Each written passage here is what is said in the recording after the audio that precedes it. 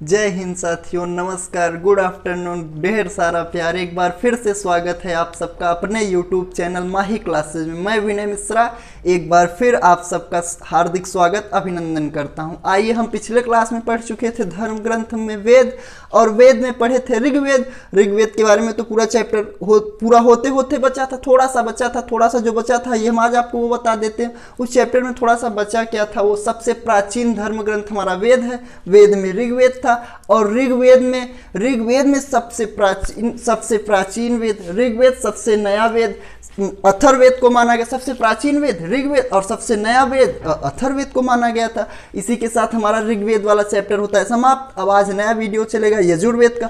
वेद तो हम 4 पढ़े थे, ऋग्वेद, यजुर्वेद, सामवेद, अथर्ववेद। तो 4 वेद पढ़े थे, 4 उपवेद पढ़े थे, और ऋग्वेद तो हमारा हो गया था खत्म। तो पिछले वीडियो में थोड़ा सा बचा, एक ही टॉपिक बचा था, वो टॉपिक अभी हमने आपको बता दिया। अब चलते हैं अपने नए टॉपिक पे, यजुर्वेद पे। किस पे? यजुर्वेद। आइए देखते हैं फिर से यजुर्वेद।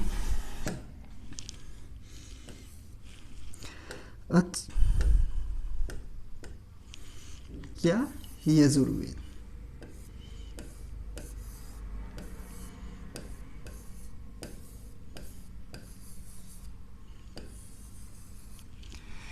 ये था हमारा यजुर्वेद। आज यजुर्वेद के बारे में जानेंगे। कल ऋग्वेद के बारे में जाने थे, आज यजुर्वेद के बारे में जानेंगे। अब ऋग्वेद के रचनाकार कौन थे आपको बताए थे, ऋग्वेद के विश्वामित्र थे। अब यजुर्वेद के भी तो कोई होंगे। अब यजुर्वेद को पढ़ने वाले को या रचने वाले को हम लोग अधर्यु के नाम से जानते हैं। किसके नाम से? अधर्यु। पढ़ रहे हैं हम लोग यजुर्वेद। यजुर्वेद के रचनाकार को हम अधर्यु के नाम से, अधर्यु, ये हैं यजुर्वेद के रचनाकार। इन्हें हम एक प्रकार से यजुर्वेद का जनक कह सकते हैं। और इसमें खास टॉपिक पिछले वीडियो में बताया था कि आपको यूपीपी, यूपीएसआई, एमटीएस, एसएससी, इसके बारे में बताया। सिर्फ आपको मेन टॉपिक पढ़ाई जाएगी। तो मेन टॉपिक में जो है वही बताई जाएगी। जैसे ऋग्वेद में हम बताए थे क्या था मेन, अब यजुर्वेद में बता रहे हैं मेन क्या। इसमें पहली टॉपिक हम ले लेते हैं। आइए हम इसके बाद पहली टॉपिक इसका जानते हैं। इसमें एक एक चीज आपको बताई जाएगी भाई साहब, जो परीक्षा के दृष्टिकोण से बहुत ही ज्यादा जरूरी है, हम उसी को आपको बताएंगे। वैसे तो पढ़ना तो बहुत है, आपके पास किताबें बहुत होंगी, टॉपिक बहुत होगा, आप पढ़े आप देखे होंगे। अब हर ना टॉपिक थोड़ी ना पढ़ा सकेंगे। अगर हर टॉपिक पढ़ाएंगे तो वीडियो बहुत ज्यादा बड़ा हो जाएगा। 2 4 10 घंटे का वीडियो जाएगा तो मजा नहीं ना आएगा, और दिमाग भी पूरा मतलब एकदम बोरिंग सी महसूस होने लगी। तो हम लोग आज सिर्फ मेन टॉपिक पढ़ेंगे जो बहुत ज्यादा परीक्षा की दृष्टि से जरूरी है, उसी को हम पढ़ेंगे। इसमें पहली टॉपिक क्या आती है? यजुर्वेद। अब देखिए, बलिदान विधि का नाम तो आप लोग सुने होंगे, बलिदान विधि का वर्णन तो आप लोग जानते होंगे। अब बलिदान विधि का वर्णन किस वेद में है, आइए हम आपको बताते हैं आज। यजुर्वेद में। कौन से वेद में? यजुर्वेद में। यजुर्वेद में किस विधि का वर्णन है? बलिदान।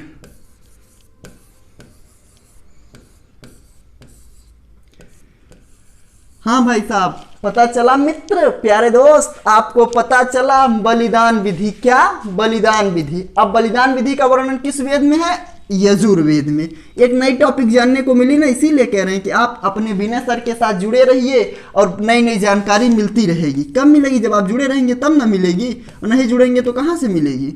बलिदान विधि का वर्णन यजुर्वेद। बलिदान विधि का वर्णन यजुर्वेद। अब देखिए, यजुर्वेद में गद्य पद्य का नाम तो आप सुने होंगे। यजुर्वेद एक ऐसा वेद है जिसमें गद्य और पद्य दोनों पाए जाते हैं। कौन? गद्य और पद्य। इसमें गद्य एवं पद्य दोनों में पाई जाती, दो पाए जाते हैं। अब हमारा ये होता है यजुर्वेद का टॉपिक आज समाप्त। यजुर्वेद में भाई साहब हम आपको पहले ही बताए थे कि सिर्फ खास टॉपिक बताए जाएंगे जो परीक्षा के दृष्टिकोण से बहुत ही ज्यादा जरूरी होगा, आपको वही बताया जाएगा। पढ़ना तो बहुत कुछ है, लिखना तो बहुत कुछ है, जानना तो भी बहुत कुछ है, लेकिन हम जानेंगे जो यूपीपी, यूपीएसआई जैसे एग्जामों में बहुत ज्यादा जरूरी टॉपिक है, उस टॉपिक के बारे में हम जानेंगे। अब यजुर्वेद में हमारा 2 टॉपिक जो परीक्षा के दृष्टिकोण से बहुत ही ज्यादा जरूरी है, जैसे बलिदान विधि का वर्णन किस वेद में होता है। अब आप बता सकते हैं ना भाई साहब, आप देखिए ये बलिदान विधि का वर्णन किस वेद में है? यजुर्वेद में है। और यजुर्वेद के रचना कार्य को अधर्यु कहा जाता है। इसमें गद्य और पद्य दोनों पाए जाते हैं। और ये हमारा आज का यजुर्वेद का टॉपिक यहीं समाप्त होता है। अब हम पढ़ेंगे सामवेद। वेद 4 पढ़े थे, ऋग्वेद, सामवेद, यजुर्वेद, अथर्ववेद। अब ऋग्वेद हमारा समाप्त हुआ, यजुर्वेद आप देख ही ना समाप्त हो जा रहा है। अब पढ़ेंगे हम सामवेद। कौन सा वेद? सामवेद। चलिए देख लेते हैं, इसे कर देते हैं क्लियर। ये होता है इससे टिक टॉक टिक। भाई साहब बहुत सारा प्यार आप लोग अपने विनय सर के साथ बनाए रखे हैं, इसे बनाए रखिए बस प्यार। बहुत बहुत बहुत आभारी हम आपको, जो आप इतना ज़्यादा प्यार हमारे ऊपर बरसा रहे हैं, व्यूअर्स इतना ज़्यादा बढ़ रहे हैं, बहुत अच्छा लग रहा है भाई साहब, हम आपके बहुत ज़्यादा आभारी हैं।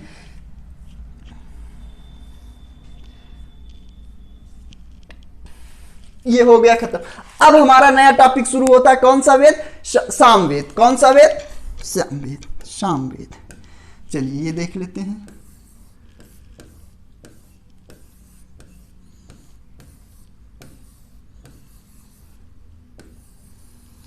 भाई साहब हर एक व्यक्ति की पहचान उसके पिता से होती है। हम हैं, आप हैं, कहीं भी नाम होता होगा, जैसे महानुभाव आपका जो भी नाम होगा A to Z, जैसे शिवम अर्पित, कुछ भी नाम होगा आपका, कोई भी नाम होगा तो आपके पिताजी होंगे। पिताजी के नाम से आप जाने जाते होंगे ना, गांव में कहते होंगे अरे फलनवा के बेटवा, कहते हैं ना गांव में। तो वैसे ही सामवेद भी किसी तरीके से किसी भी नाम से जाना जाता होगा। हम आपको आज वही बताएंगे सामवेद किस नाम से जाना जाता है, उदात्त के नाम से। जैसे अभी बताया ना, ऋग्वेद, यजुर्वेद में कौन था, ऋग्वेद में कौन था, सामवेद में देखते हैं क्या सामवेद में कौन है? उदात्त। कौन है? उदात्त।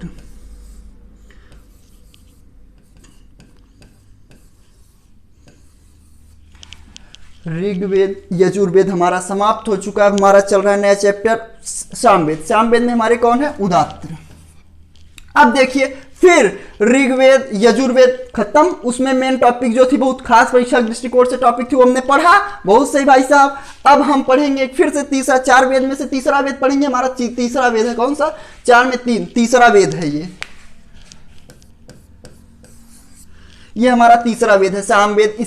इसको पढ़ने वाले को या कह सकते हैं रचना करने वाले को हम उदात्त कहते हैं। क्या? उदात्त ऋषि कहते हैं। अब इसमें भाई साहब जो बहुत ज्यादा जरूरी टॉपिक है, बस हम उसी टॉपिक पे चलेंगे, उसी टॉपिक को पढ़ेंगे। नहीं तो पढ़ना तो बहुत कुछ है, बहुत कुछ पढ़ना है। जितनी ज्यादा ही मोटी मोटी किताब हो जा रही भाई साहब, पढ़ रहे हैं आप देख ही रहेंगे, इतनी बड़ी बड़ी टॉपिक हो जाती है कि क्या बताएं इसे हम।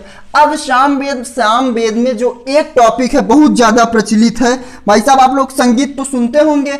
अब संगीत का जनक कौन सा वेद होता है? अब उसमें हम पढ़े थे पिछले वीडियो, मतलब पिछले वेद में पढ़े थे, जो पढ़े थे आपने देखा, वीडियो को पूरा देखा तो जानते होंगे क्या पढ़े थे। अब एक बार देखेंगे सामवेद जो भारतीय संगीत है, संगीत का जनक, संगीत का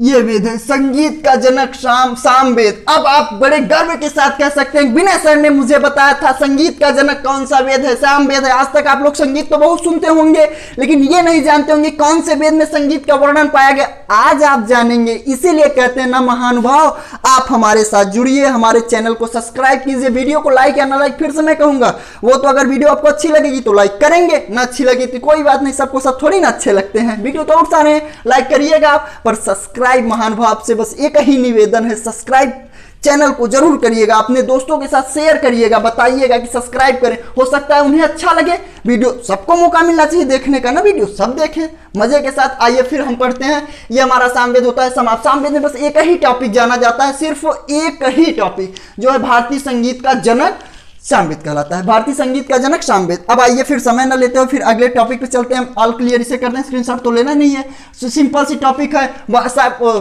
भारतीय संगीत का जनक सामवेद, संगीत का जनक सामवेद, यही देखते हैं बस, इसे खत्म, यह खत्म हुआ। अब फिर से एक नई टॉपिक पे हम चलेंगे। अभी हमारा एक वेद बचा है, कौन सा? अथर्ववेद। कौन सा वेद?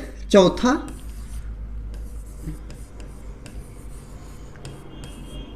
अथर्ववेद।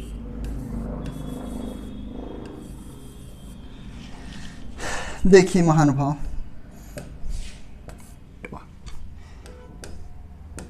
अथर्ववेद। अब हम पढ़ेंगे किसके बारे में? अथर्ववेद। अब अथर्ववेद की बात आती, जब यही फिर बोले थे महानुभाव, फिर आपसे बस एक ही बात कहेंगे, हम और आप अपने पिताजी के नाम से जाने जाते हैं, वैसे ये भी अथर्ववेद, अथर्ववेद भी किसी के नाम से जाना जाता होगा। अब अथर्ववेद जो है वो अथर्वा ऋषि, कौन?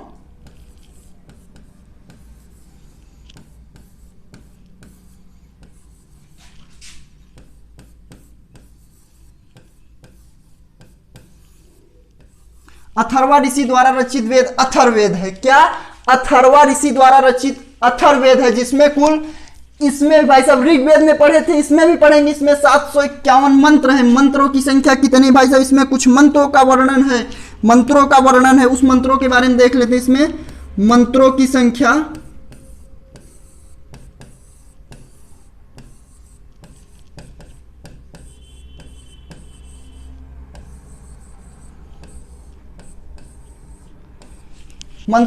दिख रहा है ना भाई साहब? हाँ, मंत्रों की संख्या 751 है। 751, इसमें भूलिएगा नहीं। और इसमें कुल 751 मंत्र और 6000 पद्य हैं। अभी पद्य के बारे में पिछले वेद में हम पढ़े थे, किसमें? 6000 6000 पद्य हैं। क्या? पद्य।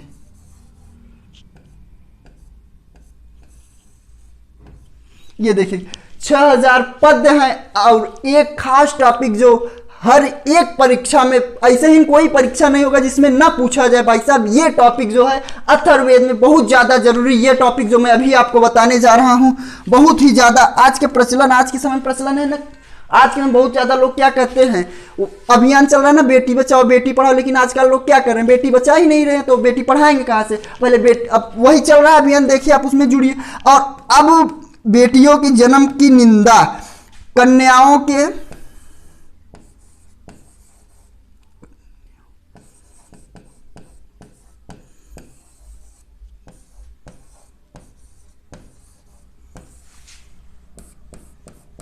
ये एक टॉपिक है भाई साहब, कन्याओं की जन्म की निंदा।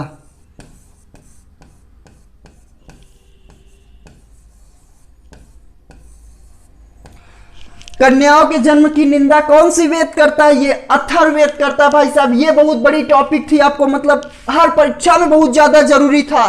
कन्याओं के जन्म की निंदा किस वेद में आता है? अथर्ववेद। सबसे बाद का वेद अथर्ववेद है। सबसे प्राचीन वेद ऋग्वेद है, ऋग्वेद था। अब ये जो अथर्ववेद पढ़िए, सबसे बाद का वेद है। इसमें कन्याओं के जन्म की निंदा की जाती है भाई साहब, कन्याओं की जन्म की निंदा की जाती है।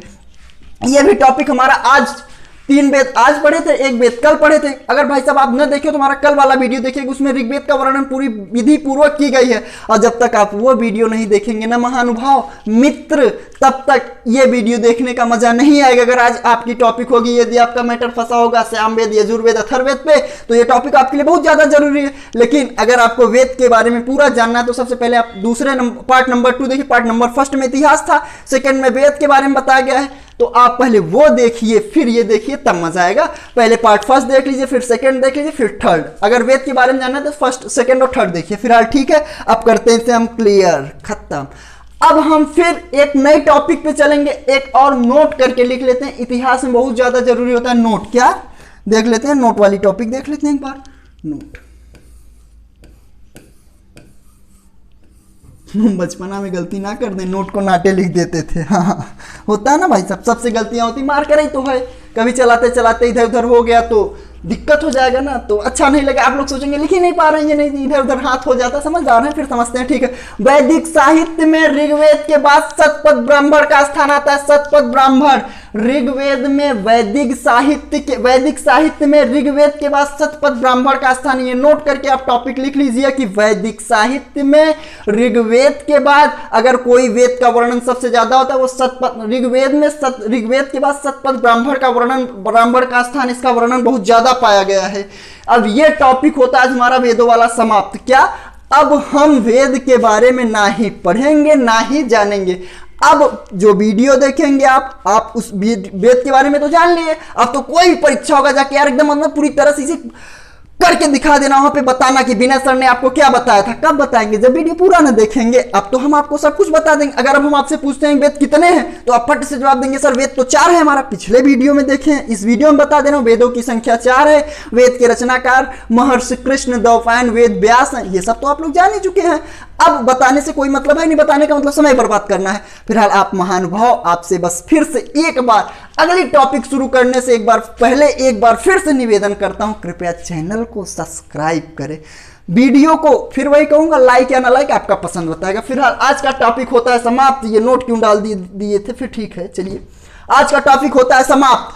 अब वेद के बारे में कोई भी आपसे कहीं से भी कोई सा सवाल पूछेगा, आप जवाब दे दीजिए। वेद की संख्या 4, वेद में ये उपवेद, ये सब कुछ एकदम मतलब भाई साहब एग्जाम जाके फाड़ देना। प्रश्न पत्र आपके सामने आते ही मान विकल्प ये सही, बी सही से सटापट ऐसा ही, मतलब एक बार ऐसा ना हो कि आपको ना पता हो। ऐसे पता कब चलेगा, आपको पूरी तरह से जानकारी कब होगी महानुभाव मित्र? जानकारी तब होगी जब आप हमारा पिछला वीडियो देखेंगे, और जब पिछला वीडियो देखेंगे तो आपका विकास होगा। और जाहिर सी बात है समझदार तो हैं ही आप, चलता रहेगा। अब हम वेद पढ़ लिए, अब बारी आती हमारी वेदांग की। क्या? वेदांग। धर्म ग्रंथ में 4 टॉपिक पढ़ना था, वेद, वेदांग, उपनिषद और फिर पुराण। अब वेद पढ़ लिए, अब वेदांग की बारी। किसकी बारी? वेदांग। चलिए देख लेते हैं वेदांग।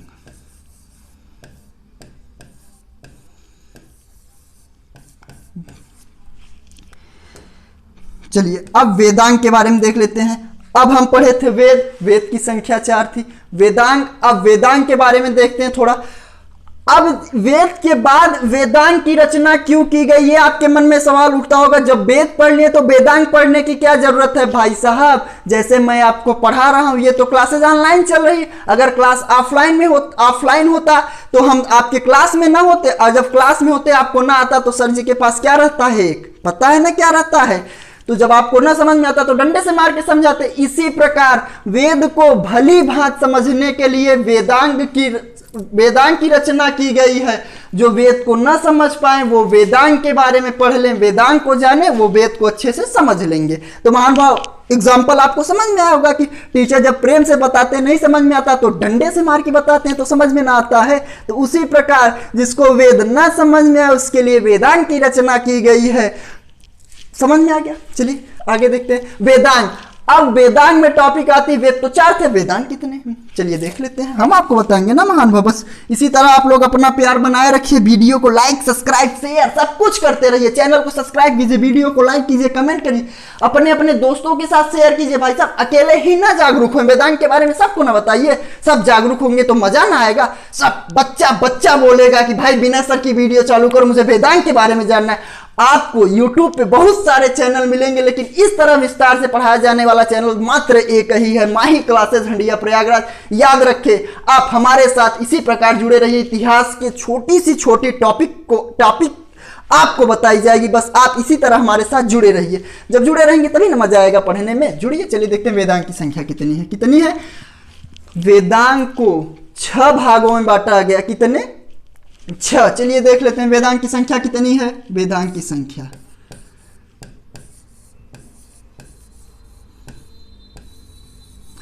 संख्या कितनी है भाई साहब? 6।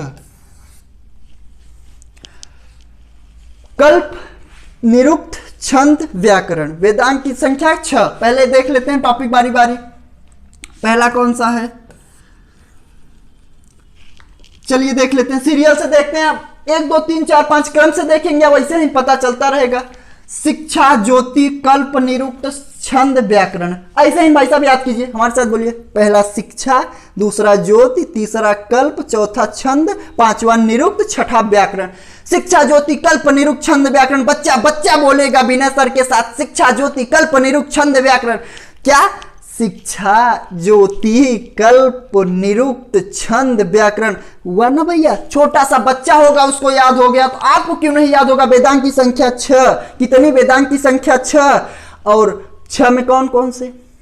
शिक्षा, ज्योति, कल्प, निरुक्त, छंद, व्याकरण। अब हम वेदों में पढ़े थे ऋग्वेद सबसे प्राचीन। ये तो हमारा वेदांग हुआ समाप्त। अब एक नई टॉपिक हम आपको बताते हैं, यही नोट करके लिख लीजिएगा। ये तो हुआ वेदांग, आज हुआ हमारा खत्म।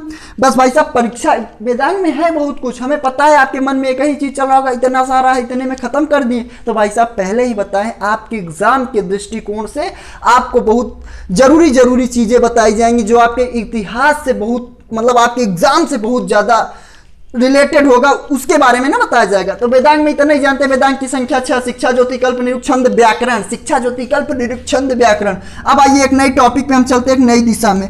अब कौन सी टॉपिक भाई साहब हम पढ़े थे कि ऋग्वेद में सबसे वेदों में सबसे प्राचीन वेद ऋग्वेद था और सबसे बाद का वेद अथर्ववेद था। तो वैसे ही भाई साहब एक नई चीज है, सूत्रों में गौतम धर्म सूत्र सबसे प्राचीन माना गया। कौन सा? सूत्रों में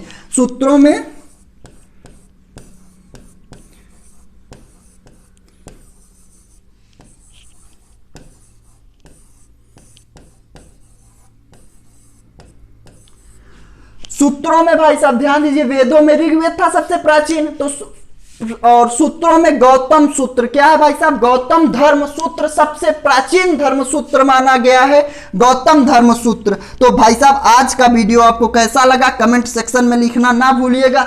अगर आप कमेंट करते ना महानुभाव तो हमारा जो है अनुभव मतलब बहुत ज्यादा अच्छा लगता है। तो पता चलता है ना कि हमारे मित्र जो हैं, हमारे सखा बंधु जो हैं, उन्हें बहुत अच्छा लग रहा है हमारा वीडियो, अगला वीडियो और बनाओ भाई, और बड़ा बनाओ। और वैसे ही कमेंट नहीं करते ना भाई साहब तो मनोबल जो होता है कम होता है। गुरु का मनोबल कभी डाउन नहीं मत होने देना भाई साहब, बस कमेंट बराबर लगातार करते रहिएगा, लाइक शेयर सब्सक्राइब सब कुछ।